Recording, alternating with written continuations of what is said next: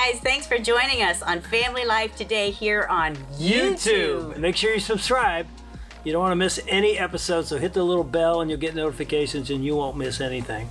And if this encourages you, like it and share it with your friends. Yeah, share it with your friends. Yeah, welcome to Family Life today.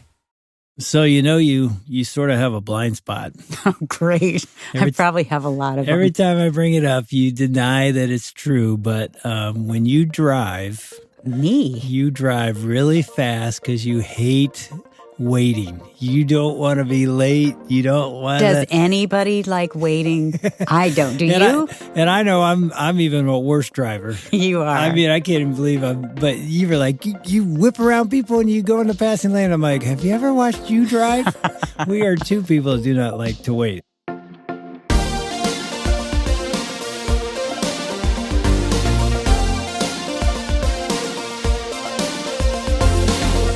Welcome to Family Life Today, where we want to help you pursue the relationships that matter most. I'm Ann Wilson. And I'm Dave Wilson, and you can find us at FamilyLifeToday.com or on our Family Life app. This is Family Life Today.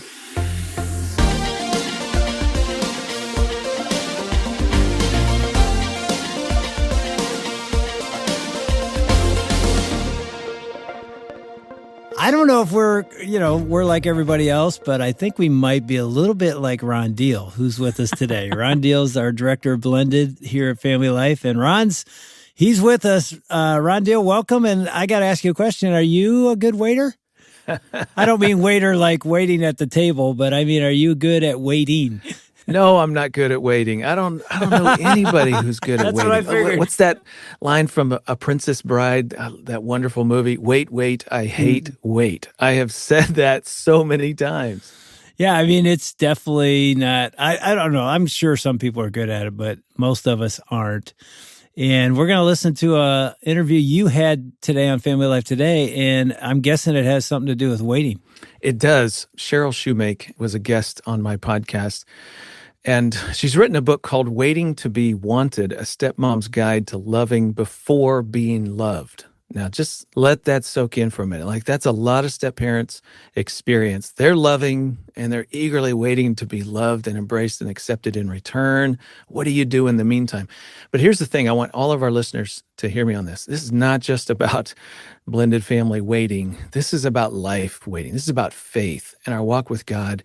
That's one application, but there is something in this conversation for everybody. Let me tell you about Cheryl. She is a life coach, a step-family educator. She founded a network for stepmoms called Stepmom Sanity. Mm-hmm. That's another great little title there. Mm-hmm. She's written 4 books, including this Waiting to be Wanted that we're talking about in this podcast. She and her husband have a yours and mine blended family situation. They live in Michigan. Recently, we had her as one of our guests on a Women and Blended Families Facebook Live that our team put on. Included Gayla Grace, who's on our team, and Sandy Patty, and Lori McGregor. And let me just tell you, Cheryl was making so many great mic drop moments that Sandy Patty, right in the middle of their conversation, said, wait a minute, I got to write that down. She was taking copious notes. So Cheryl is a woman who's got some things to say, and I just know everybody is going to learn something from this conversation. Ron, I'm guessing based on the topic, this is a topic that's just not for blended. Right. Since we all are in situations where they're waiting, will this benefit all of us? It will. If there's anything in your life that you feel like you're waiting on, this conversation's for you.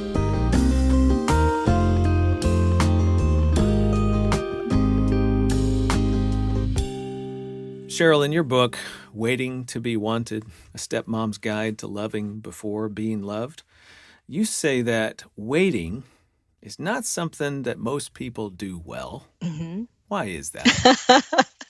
Well, I mean, waiting is very hard. There's the interval, the gap between what I have and what I want is often painful and unsettling and exhausting. You know, the hoping for something that remains unfulfilled is honestly exhausting. Isn't that what the Word of God tells us? That a hope deferred makes the Hmm.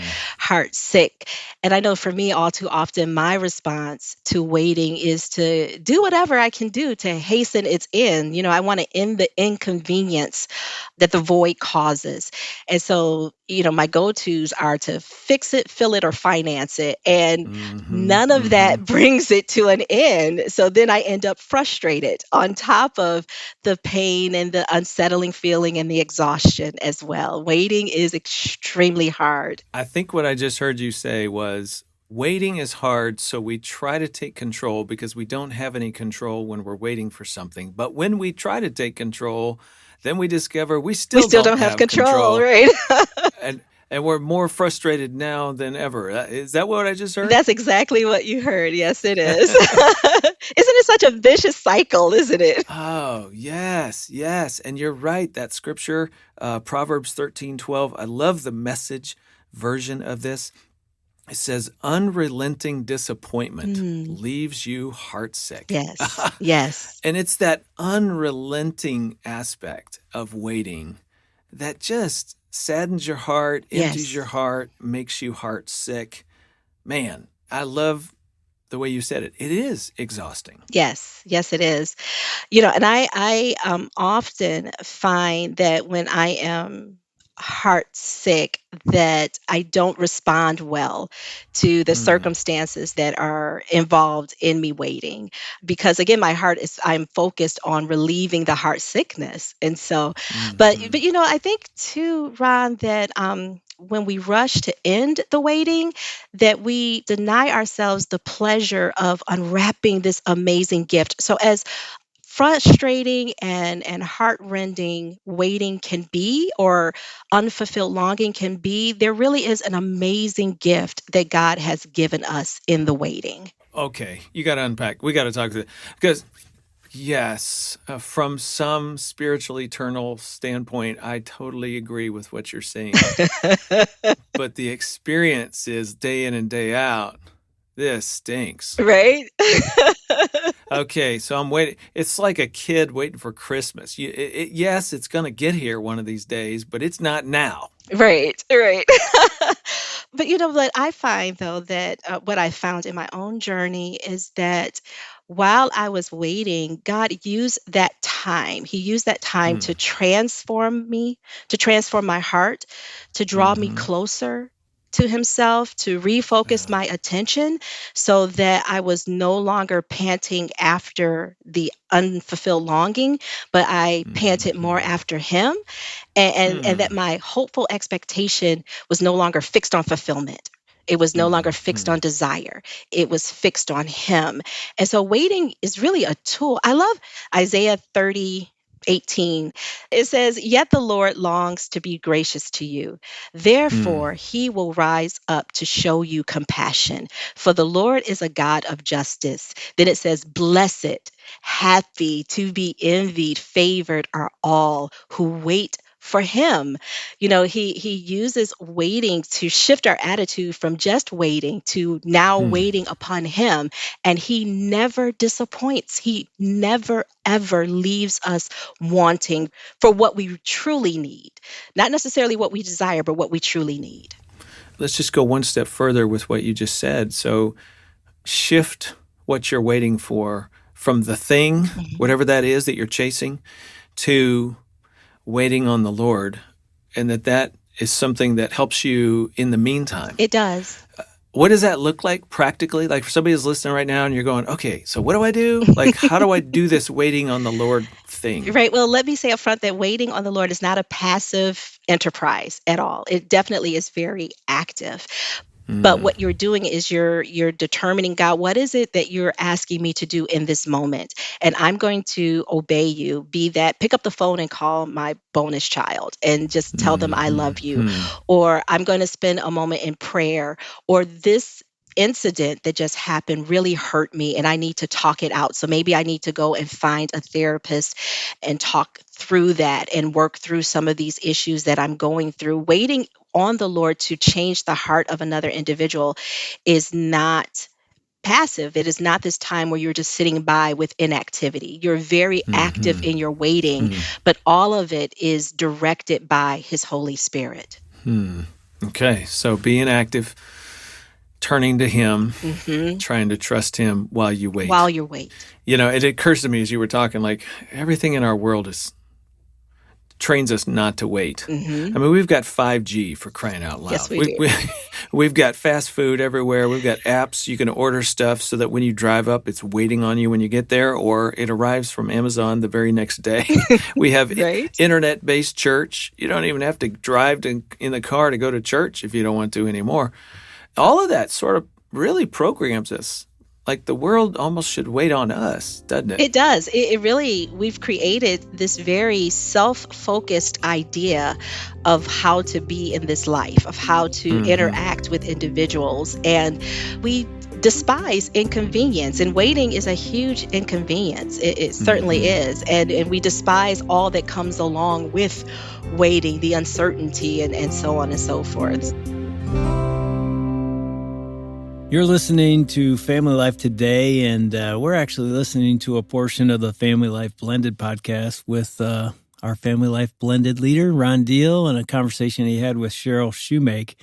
And, Ron, it's interesting that as, she walks us through her journey, her focus of her hope changed.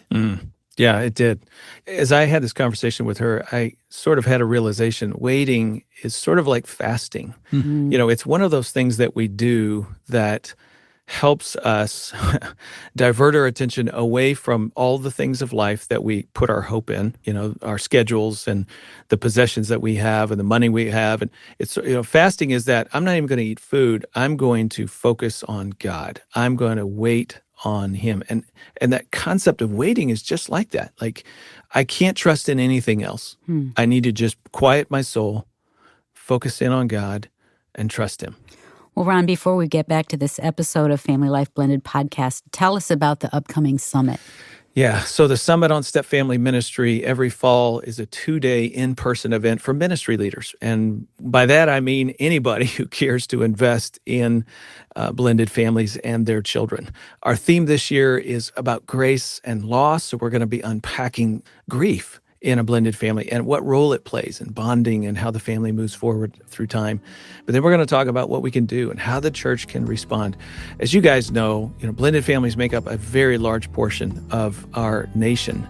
And more churches are coming on board, realizing they need to be in tune with helping step-family couples and their children. And that's what the Summit on Step Family Ministry is really all about. SummitOnStepFamilies.com. You can learn all about it and how you can be a part. Sounds good. Let's go back to your conversation with Cheryl.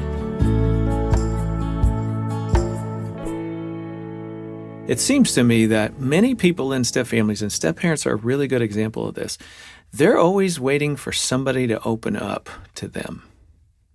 Yeah. I'm wondering about your experience in waiting to be wanted, in waiting for somebody to open up. What happened in your journey? Well, I definitely was on the waiting end, and with one stepchild in particular on the longer end of waiting. So I do want the listener to understand that don't be surprised if one child turns towards you before another, or if one child turns towards you and then turns away from you. That's a very common phenomenon in step family life. But my experience initially was very disconcerting. I think that's a good word, disconcerting to me. I thought I was well prepared. We had read your book, The Smart Step Family, so of course I know what I'm going to do. Of course. Of course. Yeah, you had all the answers at that point. All of the answers, right?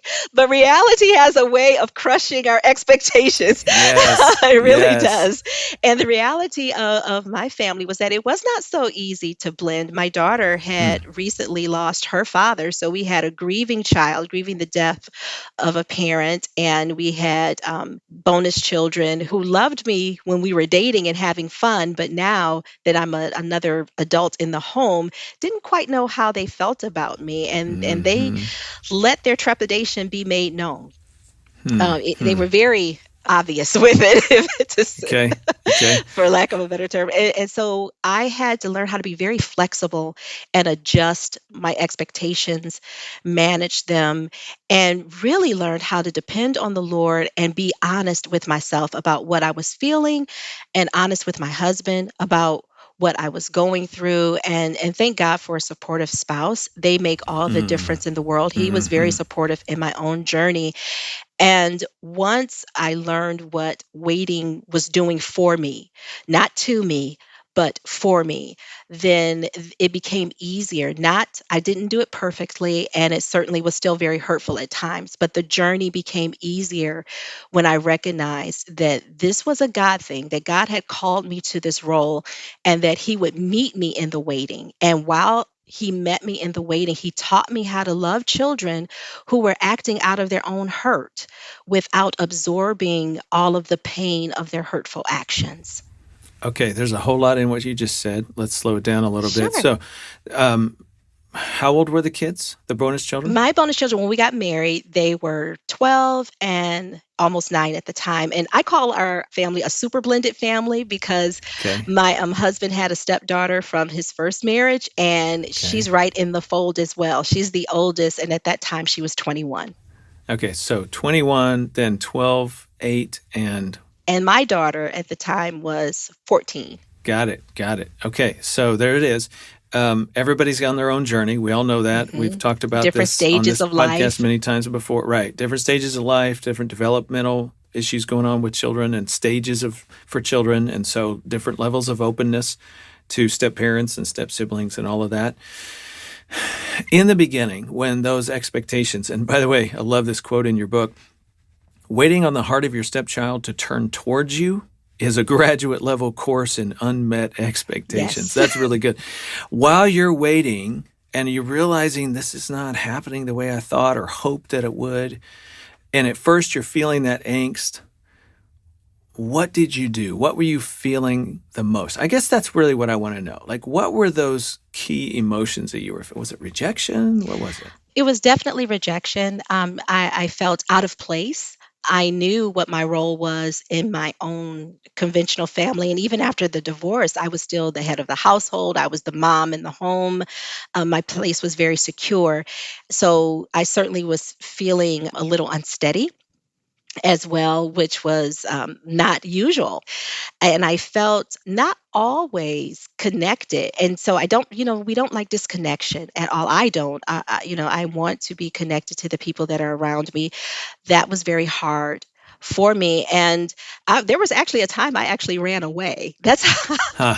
we kept 2 homes initially so that my daughter could finish high school in the community that she grew up in. They were 60 miles away, and there was one weekend where she was at our other home with my mom, and I was here with my husband and my bonus children, and they were ignoring me. I felt invisible at times. They were ignoring me, and I announced very haughtily, I might add, I'm done with this. I'm going home. And I left the home, and I honestly, the further I drove away, the worse I felt and the better I felt. It was such a dichotomy going on there. Mhm. And that's the other thing. Like your emotions are all over the place. Yeah. So you went into fight, flight, or freeze. You went into flight. I went into like, flight. Yes. Yeah, like I just can't stay in this environment where I'm isolated, I'm an outsider, Yes. and they're keeping me on the outside, and I'm being rejected, and I need to break from this. And by the way, I want to say to the listener that is understandable, especially when you just feel overwhelmed in a significant way. Mhm. And so for you took off, Mhm. and the further you got away, am I hearing you say, in one way you felt relieved? Mhm. And in another sense, you felt even more disconnected. Is that the way it was? So you kind of a double bind there? It was definitely a double bind. I felt relieved in that I didn't have to deal with the pressure. And I was going towards the one person at that time in my life who was steady and who yeah. brought consistent joy, and that was my daughter, right? But I also felt very disconnected and very hurt by that, because I'm leaving this man I have pledged my life to, and these children that I really did want to love and open up to. But it was very difficult. And the pressure got to me in that moment. I don't necessarily recommend it, but every once in a while I always say, get a stepmom bug out bag and have a safe place to go in your bag. Get there, recalibrate your emotions, and then you can go home a better you.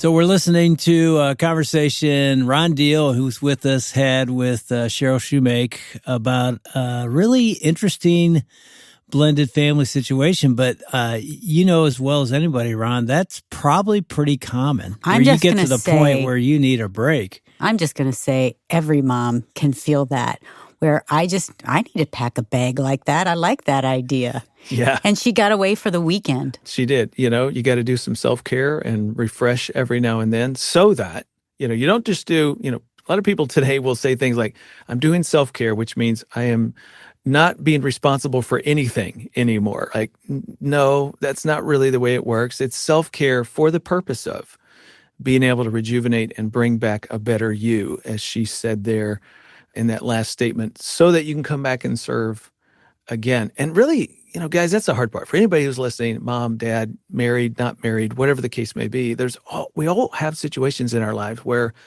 more is required of us than really we feel like, we're not being fed. This is a one-way street. I'm giving, giving, giving. How do I continue to do that?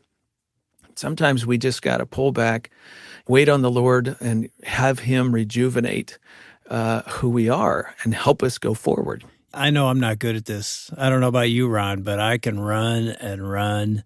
And when I feel tired and I even know I need a break, I just can keep running. And Ann will look at me and say, you need to stop. Well, you need to take a day, take an hour. You can run. And you know what I can do sometimes? I just want a Netflix binge. Yeah. And I think we can just all numb out some way. But I like that idea of going to God, of really calling out to Him, asking Him for wisdom too. And I feel like that's what she did. As I talked with her, it made me reflect on Psalm 25. Listen to this. Oh my God, in you I trust. Let me not be put to shame. Let not my enemies exult over me. You know what? We all feel like we have some sort of enemy. And for Cheryl, it was that moment in her family where she just felt overwhelmed and didn't know what else to do. But listen to this. Indeed, none who wait for you shall be put to shame. They shall be ashamed who are wantonly treacherous towards us. So make me to know your ways, O Lord. Teach me your paths. Lead me in your truth and teach me. For you are the God of my salvation. For you I wait all the day long. Now think about that. There is a lesson to be learned in waiting. There are moments where we have to just say, I don't know, Lord, it's all you. I'm just trusting in you to see me through, to build my strength, whatever it is that I need to know to find my path. And I just want to say, as we continue this conversation with Cheryl tomorrow, she's going to talk about some of the things she learned in her waiting and the practical things that came to her so that she could, in her situation, be a better stepmom. Yeah, and the truth is, and we know this, that would not have happened for her if she wouldn't have taken the break. Yeah. I'm escaping, but in some sense, when she was able to get away, and it's true for us as well, when we get our eyes off of often the situation we're in and take a break and go vertical, like Psalm 25, and we get our eyes on the Lord, we come back renewed, refreshed with a new perspective, and it can change everything just like it did for Cheryl.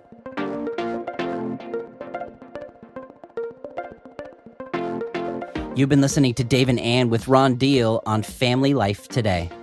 Now, coming up on October 13th and 14th is this year's Summit on Step Family Ministry. This is the premier ministry equipping event to help church leaders learn about healthy, blended family living and the essentials of local ministry. Find out more at FamilyLifeToday.com. Now, tomorrow we'll hear more from Ron Deal's conversation with Cheryl Shumake as she gives us perspective on her hardships as a new stepmom and how she found the strength to love before she was loved. That's tomorrow. On behalf of Dave and Ann Wilson, I'm Shelby Abbott. We'll see you back next time for another edition of Family Life Today.